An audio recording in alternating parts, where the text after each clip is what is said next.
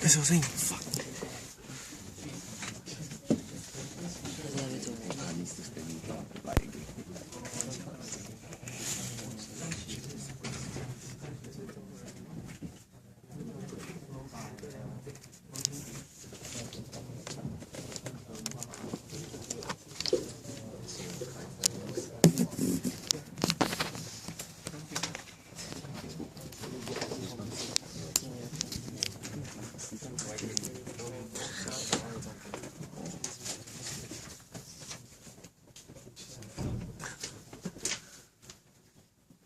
We just hold for the presentation slide first. It's up in Facebook. Meantime, I just brief you all. Today, I'm not your platoon sergeant, so don't worry. Okay, I'm your CEO for Pegasus Mark 1. And because today we are having two special guest honor from the Singapore Armed Forces Special Operations Task Force to come and give a demonstration on how the Pegasus will work. That will be at the end. So that might give you some clue why I'm dressed like that. Okay, just trying to set out the presentation slides. As you can see, the team is under power, and Muhammad Ali is here. He went to the toilet, so how he's missing ever since the project. Though he didn't turn up for the board of directors meeting. He didn't turn up for anything. So we tried to call him, also can't get through. So we issue a search warrant, immigration checkpoint authority. So yeah, so he's not here today.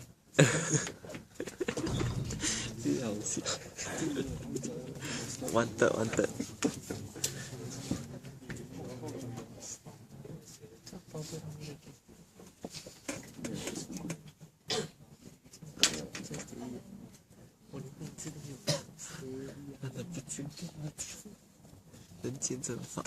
Okay, so good morning to Prof. Neo, Weasley, and fellow classmates. So this evening, I'll bring to you Pegasus Mark 1, and like I said, I'm not your platoon sergeant, I'm your CEO. Okay, and I have my board of directors with me today, which consists of Mervyn Heng, Jiang Xueqian, and Muhammad Ali.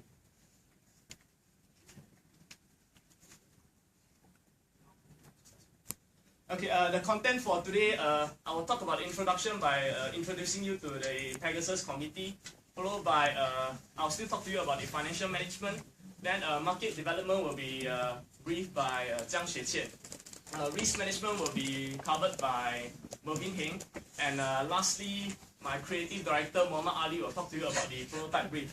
After which, Xueqian will come back again to sum up the points, and we will have a final demonstration by our special guest of honor from the Singapore Armed Forces Special Operations Task Force. Okay, next.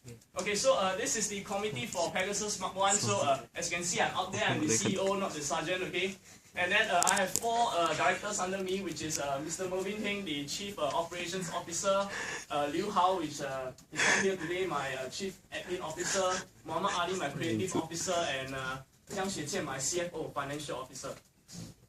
Okay, so under them, we further break down into the departmental committee.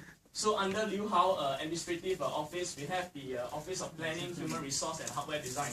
As for Muhammad Ali, he has under him the Office of Hardware Design and Office of Packaging Design. But this is not all, because as of today, has been fired. So if you are interested in this position, do drop me an email, because we are very seriously underpowered.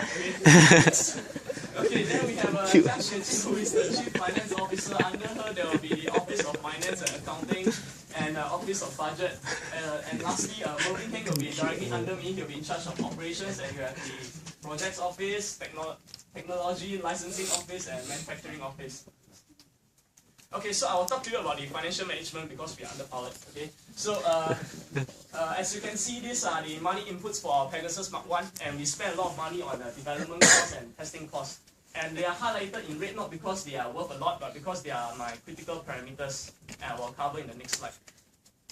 Okay, so we identify these two as the critical parameters. That means the base burn rate is the highest because our product is of military standards, and the $99 is what we quote from hardware prices. But due to military standards, maybe we need to pick better hardware, better materials. So we make a variation of 50% for our forecast from $99 up to $149.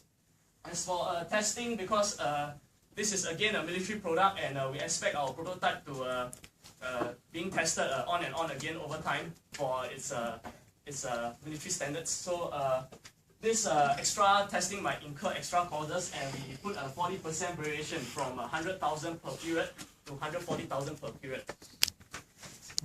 Okay, so using the Excel sheet, we managed to compute the base NPV without any base burn rate is 51,000 Sing dollars, and after all the base burn rate, the projected NPV is 21,000 Sing dollars.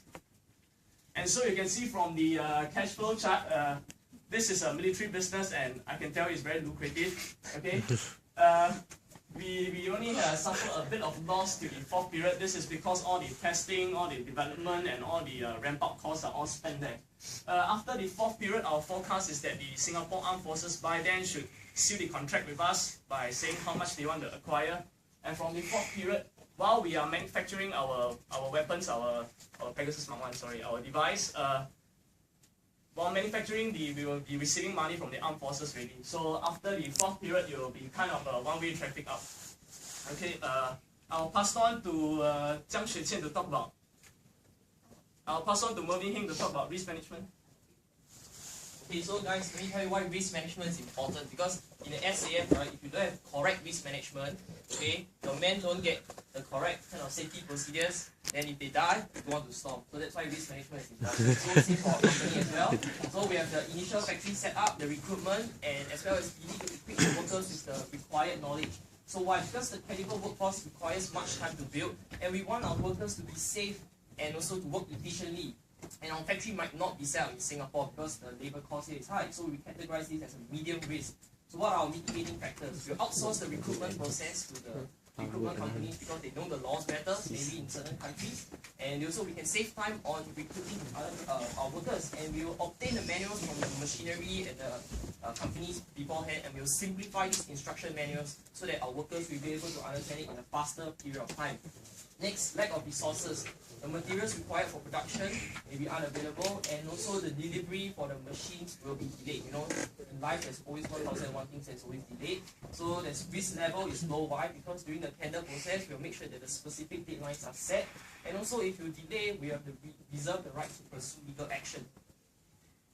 Okay, next, lacking of funding. Why? Money is everything. So we have to gather the approval from the banks. And because we are fresh startup, so nobody will trust us much. And also, we need the approval from the authorities because it's very critical. So since it's talking about money, definitely the risk level will be very high.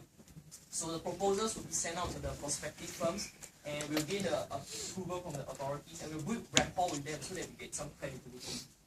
And next, so the most troublesome one is definitely the authorities. So we need to have a long lag of approval time from them, and we also have very conflicting schedules. And we also have to test and the approval, and we have mutual correspondence. So what we do is we can be able to have the support.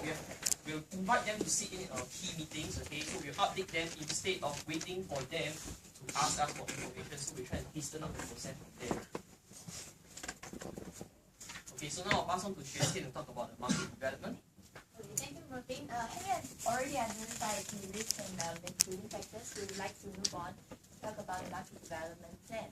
So, as you have already seen in this diagram, we went on to discover our weaknesses and advantages based on this quarter's 5 forces chart. And we already identified there are 2 key thresholds, namely the high barrier to entry due to the manufacturers as well as the high bargaining power of the government. But at the same time, we also identified that we have a lot of advantages, namely we have 3 advantages. So we are actually owners of the first RFID anti-spectrum pattern, and we have no cost. At the same time, our R&D power is very high. So next, so having identified all of this, we now propose our marketing strategy will be branding in the niche market.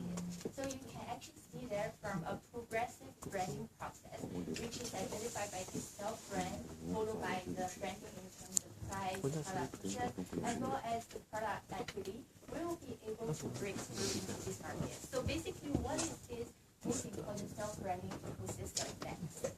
So this ecosystem is indeed very important because due to the exact nature of our military product market. So first of all, we start with targeting as a military user. Basically, the objective is to obtain the feedback from the military users